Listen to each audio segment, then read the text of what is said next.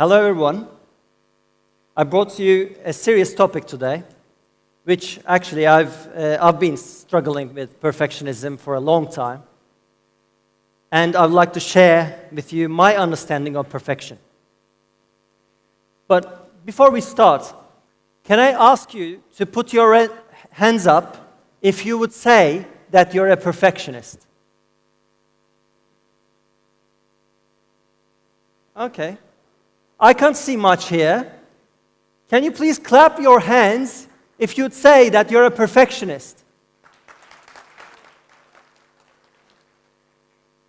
Well, there's a celebration in perfection these days, I now see. But I have some interesting news for you. Anyone who describes themselves as a perfectionist fears that they are not good enough. So I thought I'll give you good news. Well, so perfectionism is related to self-confidence. When I say self-confidence, it's about making sure that, making sure of yourselves. Yeah? All the perfectionists I have met so far, that includes me, by the way, somewhere deep inside believe that they are not good enough and live with this constant pressure, live with this fear of making, mistakes, fear of failure, and, we become so tense when we have some challenging task in front of us. And the problems are not just those. Well, first problem is, it is related to anxiety. It's morely related to social anxiety. For example, when I'm a perfectionist, I look at people around me, and I need their validation somehow. So I am just focusing on how people see me when I'm a perfectionist. Actually, being on the stage doesn't really help me, but it's okay after stepping up. Yeah? Not just social anxiety, but also, some problems like procrastination happens when you're a perfectionist. Like perfectionism holds you back from completing the tasks in front of you in a timely manner, because you don't enjoy much of yourself sometimes when you're really tense. And you have this black and white mentality. It will be perfect or not perfect. If it's going to be perfect, I'll do it. If it's not, I'll leave it. You don't really enjoy. And that becomes your comfort zone when you just want to stick to the perfectionist side of you. Well, it also creates some relationship problems, right? It's not easy to live with a perfectionist. My wife is somewhere in the audience, right? So I apologize from her, because if you're a perfectionist, you become more controlling. Yeah? You just want to be right than being happy sometimes. And when you're a perfectionist, you just want what's happening in your mind, in the script. You want to see there. And when it's not there, when it's not happening, then you might be hurting yourself first and the people around you. So sometimes I should remind myself, stop and smell the roses. Life is not that perfect, but I don't have to be as well. Well, I'm a psychologist, so I'm always curious about what triggers perfectionism. What triggers perfectionism? I mean, how do we become such perfectionists? Any idea? Well, in order to understand, what triggers perfectionism, let's go back to our childhoods. So, if you think, everything we know in this world right now, we actually learned it. So even walking, talking, everything we have known, we learned that. So we should somehow, learn perfectionism, learn this behavior. If you think about a baby, baby knows nothing. So we come into this world knowing nothing. But then,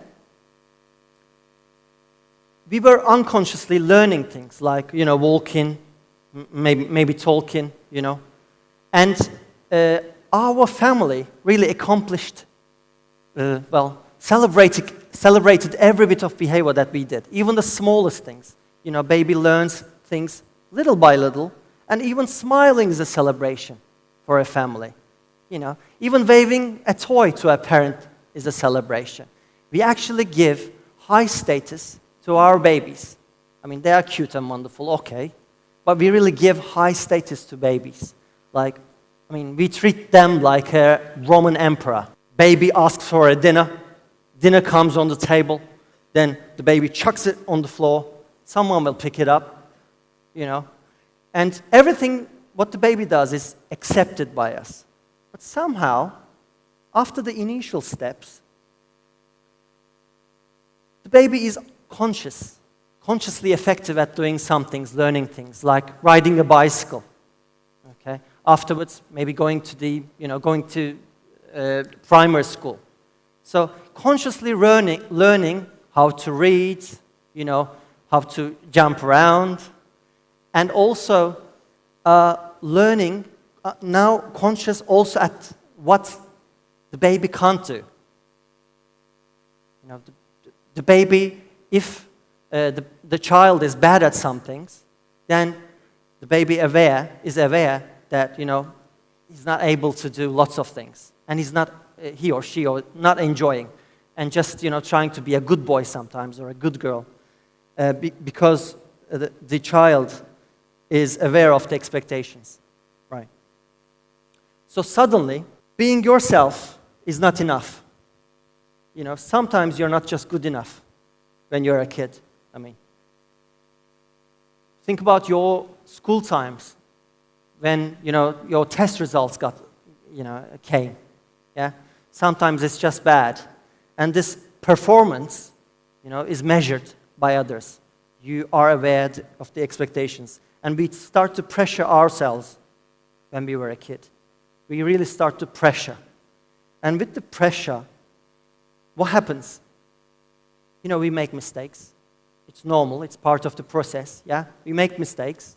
But when we make mistakes, how do we feel? We feel so much pain sometimes. Right? We feel guilty, inadequate. Right? Those feelings are triggering perfectionism. How? So firstly, let's say you did a mistake. Right? How do you feel? You might be guilty, and when you're guilty, it says something to you, this emotion. You are feeling bad about your behavior. You said, I did a mistake. So guilt tells you, I did a mistake. Well, what happens there is that when you can't cope with some emotions, with this pain, when I say pain, I mean all the negative emotions. Yeah, pain, being inadequate, embarrassing your families, there comes a more powerful emotion, which is shame. So guilty becomes shameful after. And shame is about generalizing the whole idea. Shame says, I am bad. Guilt says, you did something bad, but shame says, I am bad. Why do we generalize all this? And then somehow we can't cope with this feelings. Actually, we are also taught this. Yeah, at a certain age, we are taught that, you better make sure that you don't screw it up. You don't make mistakes. Yeah, you don't embarrass your family or the ones, cared about you. You can't do it. So therefore, we think when we were a kid, if I'm not good enough, if I'm not worthy enough, if I'm not lovable enough, if I'm not precious enough, then who is? Who is? And in that time, somehow, unconsciously, the mind tries to protect itself, and we develop an image in our minds. We develop an image, a desired self. How do we do that? By looking at others. Like, if I'm not enough, then who is? I look around me. I look around, my teachers, my family, my friends at school, magazines, social media. Unfortunately, kids use it more than us, sometimes. And we develop an image. Who is more clever? Who is more bright?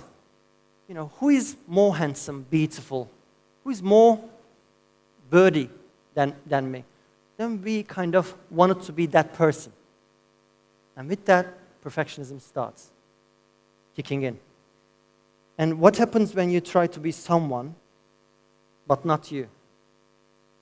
Because we do everything to be that person inside of our heads. That's the script, coming to this life, coming to these times still. Yeah?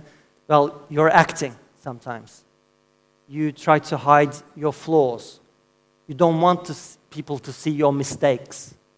Yeah? Well, I chose this title specifically for you, especially for the people, for those, in the room, whose job is to think about every moment and try to be perfect all the time. So much pressure, Actually, how can you not be in this business and be, not a perfectionist? Of course you are a perfectionist. Sometimes when you have a challenging task to do. But I was reading some news last month, and I came up to this Forbes survey. Forbes announced a list, 10 most stressful jobs all time. Yeah? And I saw event coordinator job is at 5, top 5. If I try to remember the other 4, are you curious? Firefighters, okay, airplane pilots, thanks to Turkish Airlines for that, right? And I guess the first one after police officers, I think the top one was military war heroes. So well done, guys. So well done. You are in this career, and you are actually managing this pressure all the time. And everyone wants everything to be perfect in the perfect day, right? So let's take a moment to ask yourselves where perfectionism has taken hold in your private life, in your business life. And think how many times you have been terrified to, making mistakes, letting someone down. Think how many times you did that, yeah?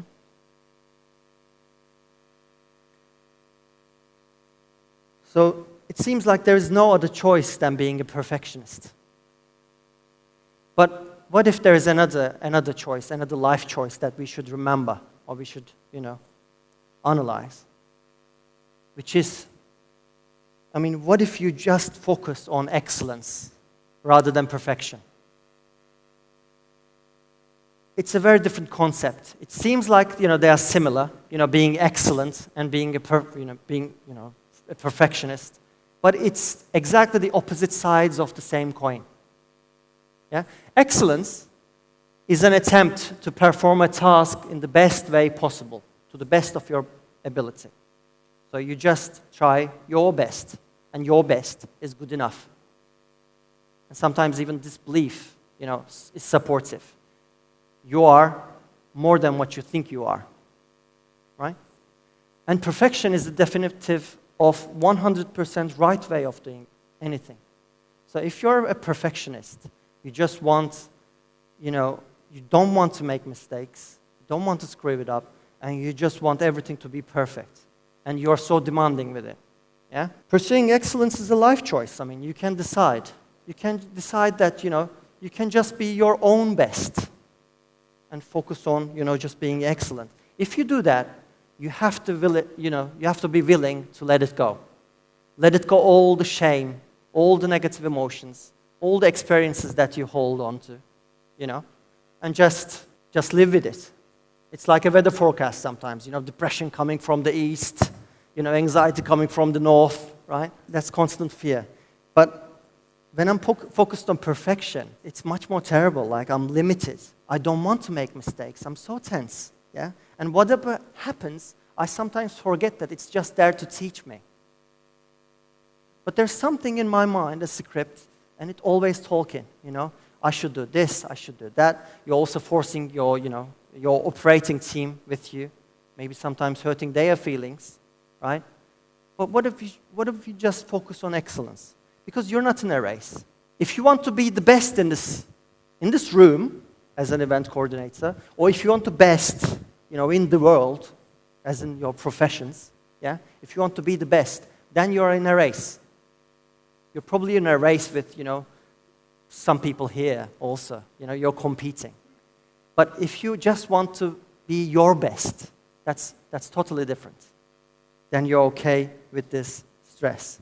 And I also mean, that when you should strive for excellence, you can, by doing it, cultivate authenticity.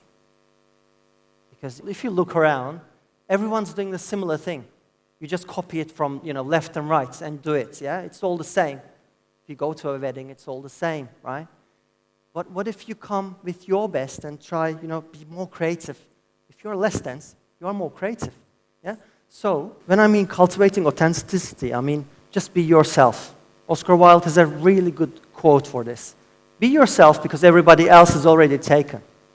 And you don't actually have another choice, Maybe someone, there are people who want to be you maybe, but you're already taken. You are you. So why not just look at, why look at everyone and just, try to get tense. I'm not good enough. I can't do like him. I can't do like her, right? You don't have to be the best, just be your best. So why not be excellent instead of just perfect? Because it's worth it. And when you just become your best, the rest is none of your business. Thank you.